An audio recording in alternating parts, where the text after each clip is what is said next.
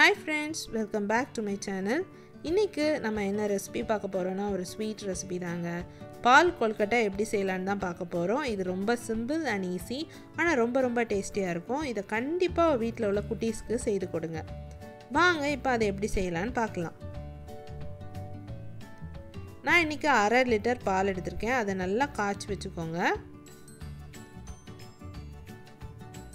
இன்னொரு பாத்திரத்துல ஒரு 1 கப் தண்ணி எடுத்துக்கோங்க.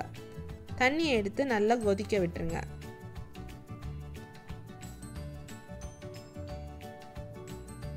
அந்த தண்ணி கூடவே நம்ம கொஞ்சம் உப்பு சேர்த்துக்கலாம். சேர்த்து நல்லா கொதிக்க விட்டுருங்க. இப்படி தண்ணி நல்லா கொதிச்சதும் ஸ்டவ் ஆஃப் பண்ணிருங்க. இன்னொரு பாத்திரத்துல 1 கப் அரிசி மாவு சேர்த்துக்கோங்க.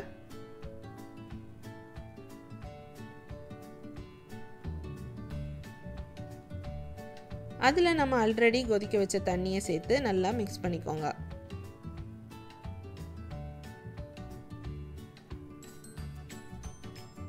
கொஞ்சமா விட்டு நல்லா mix பண்ணிக்கோங்க. இப்போ கை வச்சு ஈவனா எல்லாத்தையும் நல்லா mix பண்ணிக்கோங்க.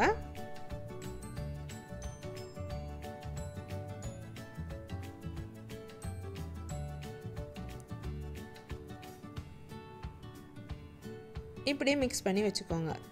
இப்போ அத நம்ம குட்டி உருண்டைகளா உருட்டிக்கலாம். ரொம்ப பெரிய உருண்டையா வேண்டாம். இப்படி குட்டியா எல்லாமே ஒரே சைஸ்ல உருட்டி எடுத்துக்கோங்க.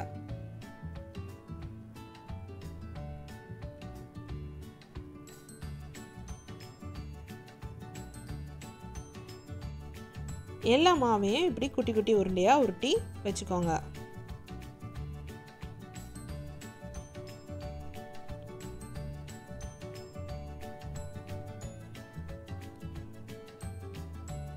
இன்னொரு பவுல்ல 2 டேபிள் ஸ்பூன் அரிசி மாவு எடுத்துக்கோங்க. அது கூட 3 டேபிள் ஸ்பூன் தண்ணி ஊத்தி நல்லா mix பண்ணிக்கோங்க. இது எதுக்குன்னா நம்ம பால் கூட ஊத்தி அதை கொஞ்சம் திக்கன் பண்றதுக்காக இது யூஸ் பண்றோம். சோ அதை நல்லா கரைச்சு வெச்சுக்கோங்க.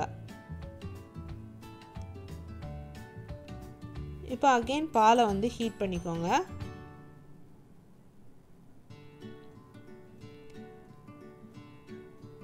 அது கூடவே தேவையான அளவு சீனி ஆட் பண்ணிக்கோங்க.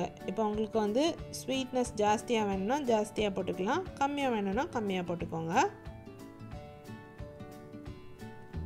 நான் 4 டேபிள் ஸ்பூன் sugar ஆட் பண்ணிருக்கேன்.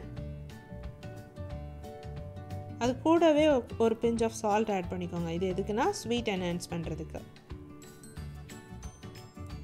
இப்போ ஏலக்காய் தூள் சேர்க்கணும். நான் இன்னைக்கு 1/2 டீஸ்பூன் ஏலக்காய் தூள் சேர்க்க போறேன். அதுக்கு முன்னாடி ஒரு சின்ன டிப்ஸ் சொல்லிடுறேன். ஏலக்காய் நல்லா பவுடர் ஆக்கணும்னா லைட்டா ட்ரை ரோஸ்ட் பண்ணிட்டு சுகர் போட்டு மிக்ஸில அடிச்சீங்கன்னா நல்லா பவுடர் ஆயிரும்.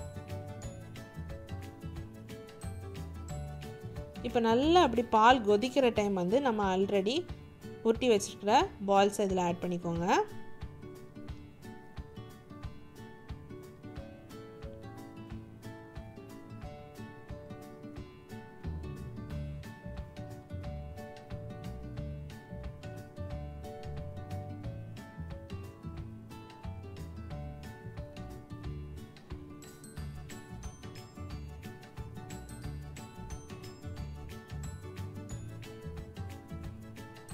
ஒரு 5 minutes மீடியம் ஃப்ளேம்ல நல்லா குக் பண்ணி எடுத்துக்கோங்க.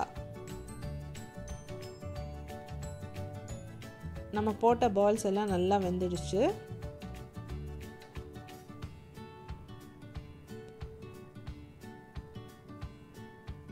பாத்தீங்கன்னா இப்போ நம்மளோட பால் கொஞ்சம் தண்ணியா இருக்கும்.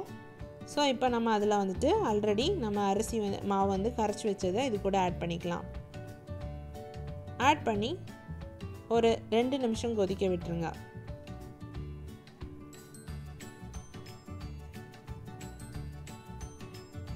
பாத்தீங்கன்னா இப்போ கொஞ்சம் திக்கன் ஆயிருக்கும். ஆறுனதுக்கு அப்புறம் நல்லா திக் ஆயிரும். இப்போ நீங்க ஸ்டவ் ஆஃப் பண்ணிருங்க.